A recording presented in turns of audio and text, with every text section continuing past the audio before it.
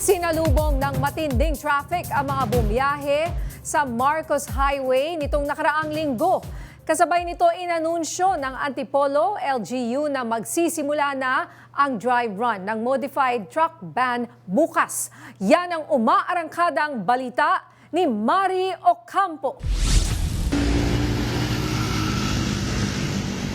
Bumper to bumper at walang galawan ang mga sasakyan sa kahabaan ng Marcos Highway gabi-gabi mula nang pumasok ang Disyembre. Sa social media, kabi-kabila ang mga daing ng netizens matapos maranasan ang tinatawag nilang Christmas Carmageddon. Kaya idinaan din online ni Antipolo City Mayor June Inares ang pagpapaliwanag sa naging sanhi ng malalang trapiko. Ayon sa kanya, walang naitalang major incident sa Antipolo at mga karatig lungsod na naging direktang sanhi ng matinding traffic sa Marcos Highway. Sumabay din ang operasyon ng truck weighing station ng DPWH na sumakop sa isang lane, paglabag sa truck ban sa Marikina, kakulangan ng traffic enforcers, pag-counterflow ng mga sasakyan sa sumulong at pagdagsa ng mga pasaherong napilitang maglakad dahil na lang sa tumigil na biyahe at limitadong oras ng LRT2. Bilang tugon, patuloy ang pagkuha ng karagdagang traffic enforcers, mas mahigpit na koordinasyon sa MMDA at mga karatig lugar at ang pagbubukas ng mga alternatibong ruta katuwang ang mga homeowners ayon sa Antipolo PIO. Actually, a few years na rin po pinapatupad ito, yung mga private subdivisions po ito, pero nakikiusap po tayo na pagbigyan po na pagbigyan ng dumaan po sa kanilang mga subdivisions para as alternate routes po ng ating mga, kahit po yung mga private vehicles.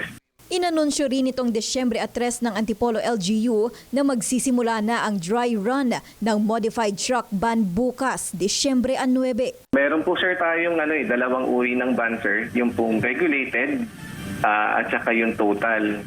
So yung total po sir, ito po yung talagang non-negotiable, hindi po talaga pwedeng daanan. Ipatutupad ang total truck ban sa kahabaan ng Olalia Road at Daang Pari, habang paiirali ng regulated truck ban mula alas 5 ng umaga hanggang alas 8 ng umaga at alas 5 ng hapon hanggang alas 8 ng gabi, mula Lunes hanggang Sabado maliban na lang kapag holiday sa ilang lugar sa Antipolo. May multa mula 2 hanggang 5,000 para sa mga mapatutunayang lumabag dito. Pero umalma naman ang Confederation of Truckers Association of the Philippines sa ordinansang ito. Ayon sa asosasyon, walang coordination sa kanilang parte na ginawa ang LGU. Doon sa Antipolo, siyempre mayroon din dong mga warehouses, mayroon din dong mga planta. So may deliveries ka rin doon. So kung ito 24 hours nila, kailan madi-deliver yun? Dagdag nila, mas mainam na kung ipatutupad ang modified truck ban ay magkakaroon na rin sila ng alternatibong ruta.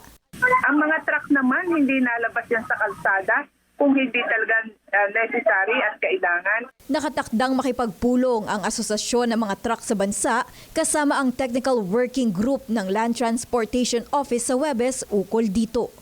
Ako, si Mari Ocampo ng PRTV News, nagseserbisyo para sa Pilipino.